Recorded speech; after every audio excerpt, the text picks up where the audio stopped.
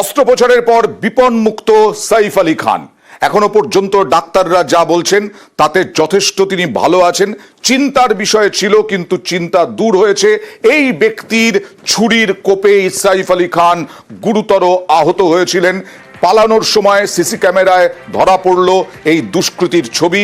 এই ছুরির অংশ যেটা ছিল সাইফ আলী খানের শরীরে ঢুকে, সেটাও বের করা হয়েছে। ডাক্তাররা মুম্বাইয়ের লীলাবতী হাসপাতালে ভর্তি। অভিনেতা কেমন আছেন এখন জানবো আমাদের প্রতিনিধি মানুষের কাছ থেকে। মানুষ, দেখো, এই মুহূর্তে সাইফ আলী খানের শারীরিক অবস্থা কিন্তু আগের চাইতে অনেকটাই বেটার। ডাক্তাররা আজকে জানিয়েছেন যে গতকালের তুলনায় তিনি কিন্তু আজকে সুস্থ রয়েছেন এবং বিপদ কেটেছেন এবং আজকে তিনি কিন্তু হাঁটাচলা করেছেন এবং ডাক্তাররা তার সঙ্গে স্বাভাবিক যে সমস্ত কথন বা যা ডায়েট, যেগুলো খাবার দাবার, সেগুলো সমস্ত কিছু প্রেসক্রাইব করেছেন। তবে এটাও জানিয়েছেন যে এক সপ্তাহ তাকে কিন্তু পুরোপুরি রেস্টে থাকতে হবে এবং তাকে আইসিইউ থেকে স্পেশাল কেবিনে স্থানান্তরিত করা হয়েছে। এবং যেই ছুরির অংশটুকু বিঁধে ছিল, বোঝাই যাচ্ছে যে ডাক্তাররা বলেছেন যে এই ছুরি যদি আর মাত্র কয়েক মিলিমিটার ভেতরে ঢুকে যেত তাহলে কিন্তু স্পাইনে গুরুতর আঘাত হতো। একদম এখান থেকেই রক্ষা পেয়েছেন ছোট নবাব। আর এদিকে একাধিক সার্জারি হয়েছে মানুষ, তার মানে যথেষ্ট গুরুতর আহত অবস্থাতেই তিনি এসেছিলেন হাসপাতালে। ডাক্তাররা কি বলছেন? হাসপাতালে যখন প্রথম এলেন সাইফ আলী খান, তখন কিরকম ভাবে দেখেছিলেন ডাক্তাররা? একদম সঠিক বলেছো, অর্থাৎ এই ছুরির আঘাতে পুরো রক্তাক্ত হয়ে গেছিল তার শরীর। সাইফ আলী খানের ছেলে এবং তার পরিবারের সদস্যরা যখন তাকে হাসপাতালে নিয়ে এসেছিলেন, তখন ডাক্তাররা বলছেন যে তিনি পুরো রক্তাক্ত অবস্থায় ছিলেন, কিন্তু তার মনোবল এতটাই বেশি ছিল যে তিনি কিন্তু এই রক্তাক্ত অবস্থাও কিন্তু হেঁটে এসেছিলেন। অর্থাৎ হেঁটে তিনি এমার্জেন্সিতে যান, যেখানে প্রথমে তাকে জুনিয়র ডাক্তাররা এবং এমার্জেন্সি ডাক্তাররা দেখেন এবং তারপর তিনি সিনিয়র ডাক্তারদের কাছে যান। এবং তিনি হেঁটে যাওয়া নিয়ে এবং সাহস নিয়ে প্রশংসায় পঞ্চমুখ মানুষ চিকিৎসকরা। একবার দেখাই তারা কি বললেন।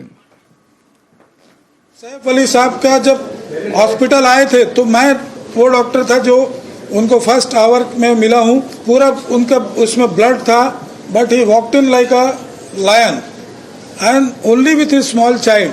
उसके साथ वो वॉक इन किए हैं with so much of this. He is a real hero that way. घर में आपके ऊपर कोई अटैक हो रहा है एंड आप as a hero you have actually acted. He did not even take the stretcher, he has come walked in the hospital। जहां तक नाइफ पहुंचा है उससे 2 मिलीमीटर और जाने से स्पाइनल कॉर्ड में इंजरी हो सकता था, which is he is very very fortunate। it's a very deep wound, but वो जस्ट स्पाइन कॉर्ड से थोड़ा बच गए। तो বিপদ থেকে, বড় বিপদ থেকে বেঁচে গেছেন এবং এখন যথেষ্ট বিপন্মুক্ত এবং যথেষ্ট ভালো আছেন। চিকিৎসকদের সঙ্গে কথা বলছেন, হাঁটাহাঁটি করেছেন। আমাদের প্রতিনিধি কিছুক্ষণ আগে জানালেন, চিকিৎসকদের মুখ থেকেই শুনি। दो जख्म हाथ पे थे और एक गर्दन में था, जो plastic surgery doctor Leena Jain madam ने रिपेयर किए हैं।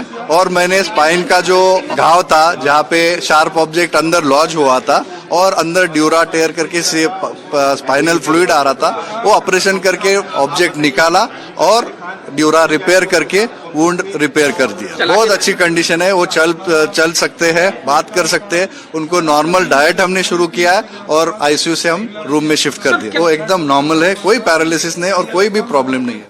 আর যাকে সিসি ক্যামেরায় দেখা গিয়েছিল, সে যে দুষ্কৃতীকে, এই যে সাইফের উপরে হামলাকারী, তাকে গ্রেফতার করা হয়েছে। এই মুহূর্তে তাকে তার ছবি দেখাবো গ্রেফতারের পরে। এই দেখুন, পুলিশের গাড়ি থেকে বের করে আনা হচ্ছে।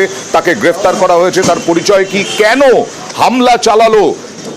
হামলা চালালো এইভাবে সাইফ আলী খানের ওপরে, জানবো প্রতিনিধি মানুষের সঙ্গে। মানুষের পরিচয় কি? একদম সিসিটিভি ক্যামেরার যে ফুটেজে যে ছবি দেখা গিয়েছিল, সেই ছবির সঙ্গে মিলিয়ে কিন্তু সেই ব্যক্তিকে, সেই আততায়ীকে কিন্তু গ্রেফতার করা হয়েছে এবং এখনো পর্যন্ত তার জিজ্ঞাসাবাদ চলছে।